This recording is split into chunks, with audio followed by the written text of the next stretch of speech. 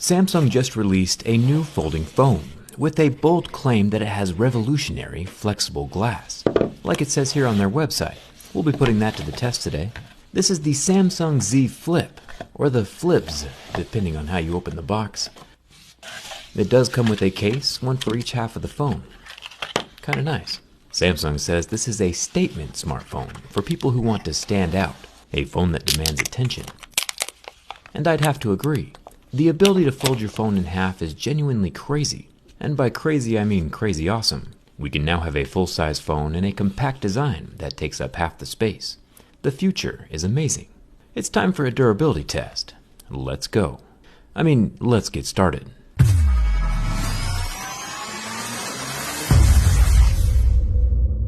Starting off, pay very close attention to this first warning, and remember it. It says, avoid pressing hard on the screen or the front camera lens. Tap the screen lightly to keep it safe. Samsung said at their launch event that they've done the impossible and created ultra-thin glass that folds. This glass can be folded over 200,000 times. Samsung said when you fold it, you're not just bending glass, you're bending the laws of physics. But that warning included on the phone isn't as confidence-inducing as Samsung's launch event attempted to be. It does feel nice though. This type of fold is definitely my favorite so far. I like having a phone that folds instead of having a tablet that folds. There are two things I noticed right off the bat with the Z Flip. One is the crease here still along the center, not a big deal. There's also a small divot in the display above the front-facing camera lens. You can see the curve of my lights along with the bend of the surface of that display. The Samsung logo along the spine gets entirely covered up when the phone is open. This new hinge design apparently has thin brushes inside to keep out dust. We'll test that later. There's also no screen lifting off the frame like we saw in the Motorola Razr, which probably makes this design much safer and more long-term. There is a bit of a gap between the two halves of the phone when it's closed, also fine, and it makes sense because if the screen really is glass, we can't have glass clacking against glass every time the phone gets closed. That just wouldn't end well. Speaking of things not ending well, it's time to see if this material really is glass or not. I've been doing the same durability test on every major new smartphone since the Galaxy S6 came out 5 years ago. It is an expensive hobby, yes, but I think it's fairly useful in finding out what your phone is made from, and how well it'll handle everyday life. Plastic, as we know, scratches at a level 2 or 3. Real glass would scratch at a 5 or a 6, and sapphire would scratch at an 8 or 9, right under diamonds, which are level 10. As my firstmost pick touches the display of the Galaxy Z Flip, we can see marks start to appear. This is rather unfortunate. Continuing onward, we can see deeper grooves happening at a level 3. This is exactly how a plastic screen would react. Exactly like we saw in the Galaxy Fold, the Motorola Razr, and basically every other plastic screen smartphone ever made. For kicks and giggles, we can bump it up to a level 4, and I could physically feel the tip of the pick start to cut the display surface open. So why in the world would Samsung talk about flexible glass so much on their website and at the launch event? It could be that they are using a hybrid plastic polymer with little specks of glass ingredients inside, and then just, calling it glass. But that doesn't really seem like a very nice thing to be doing. If a company says glass, their customers will think of a hard, clear material that has excellent scratch resistance. From a durability perspective, that scratch resistance is the primary reason that glass is used on basically every smartphone display. Samsung is calling this glass, but this display clearly doesn't have the scratch resistance or structural benefits that customers are expecting from glass. If glass isn't glass, then truth doesn't matter, and truth should matter. This isn't American politics. Samsung is currently the #1 smartphone manufacturer in the world, and we shouldn't be calling this screen glass when clearly my fingernail is leaving marks on the surface, over and over. I'm not sure what Samsung's thinking over there, but we clearly have scratches at levels 2, 3, 4, and fingernail. I don't know what material this is, but Samsung definitely shouldn't be calling it glass, and I'm disappointed. Even if I jump up here to the front-facing 10-megapixel selfie camera, the surface is covered in that same so-called glass material, and can still be scratched with my fingernail. I'll come back to this again in just a second. The raised screen bump around the edge of the screen is made from plastic. This is the same thing we saw in the Galaxy Fold. This guy kinda holds the screen in place and keeps people from peeling off the top layer. The volume rocker is made from metal. The recessed power button over here on the side is scratchable. I'll set my fingerprint and see if it still works.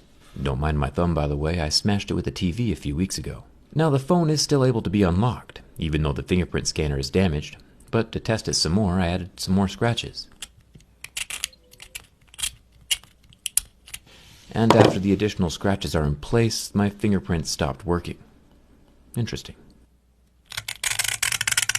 The frame of the Galaxy Z Flip is made from metal, and down here along the bottom, we have more metal alongside the singular loudspeaker, the USB-C port, and, the no headphone jack. The whole frame of the phone seems to be made from metal, which is a good thing, and will hopefully keep the phone together during the bin test later. There are a few plastic antenna lines, and a removable SIM card tray, but no expandable memory. The center hinge mechanism is made from metal, with that Samsung logo recessed into the spine. Each of the tiny letters is made from a piece of shiny foil that is glued inside the cavity. These will probably never fall out on their own, but it's interesting to see what the Z Flip is made from. The rear panels are made from glass, both the top and the bottom sections. This mirror purple is kind of growing on me. It gradually switches between purple and blue, depending on how the light is shining on it. There are two cameras on the back, a 12 megapixel ultra wide angle camera, and a 12 megapixel normal camera, both covered in real scratch resistant glass. I think the fingerprints are getting a bit out of hand though. Thanks to our channel sponsor Dbrand for hooking me up with the limited edition robot camo.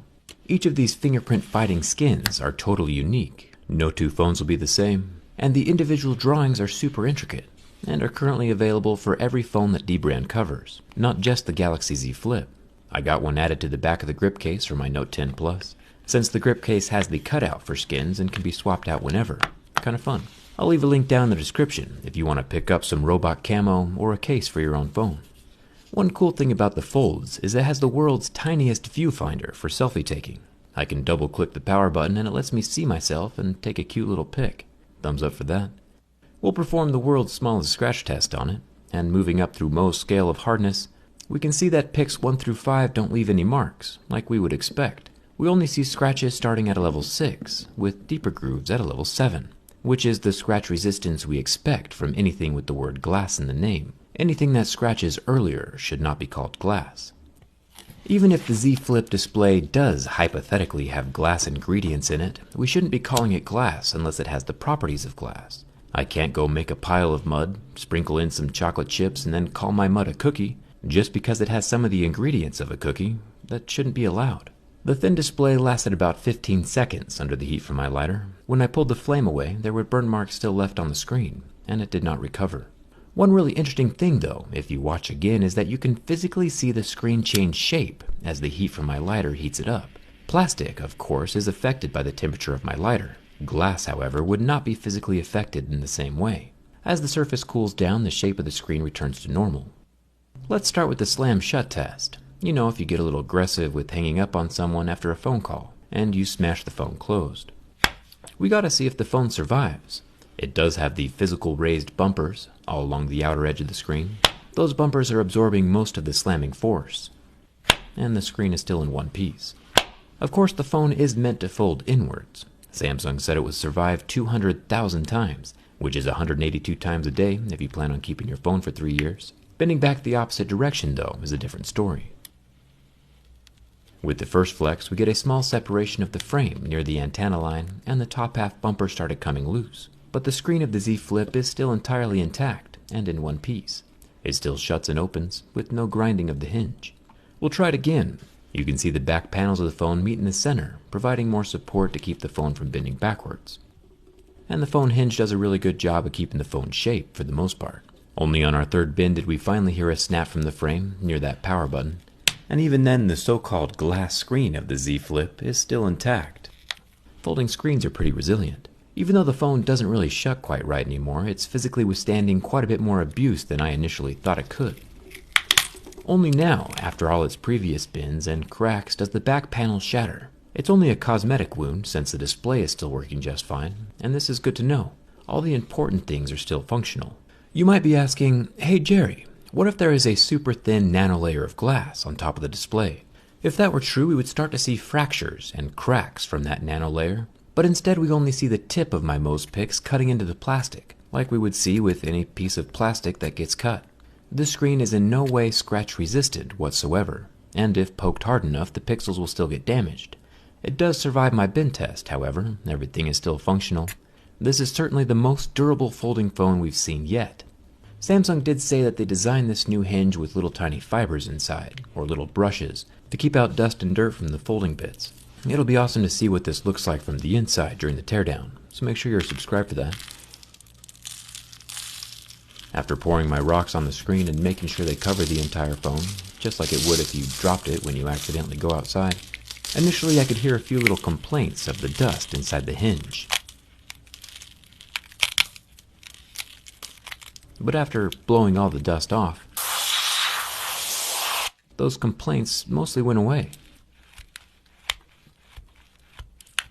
This new hinge design might actually be the start to something really good. But the real danger of calling something glass means that people will think they have the protection of glass when that clearly is not the case.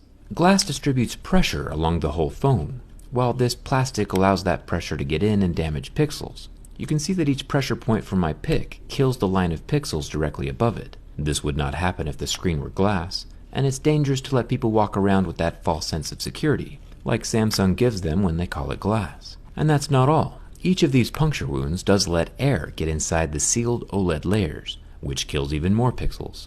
A puncture or cut in the plastic screen is a cancer that'll eventually spread across the whole display. Yeah, I sound a bit apocalyptic, but it's important to know what your phone is capable of and what might damage it. So remember, the Samsung Z Flip does not have a true glass screen, and it's still very fragile. That being said, it's also still pretty awesome. Samsung should just correct their verbiage. Let me know what you think of Samsung's verbiage down in the comments.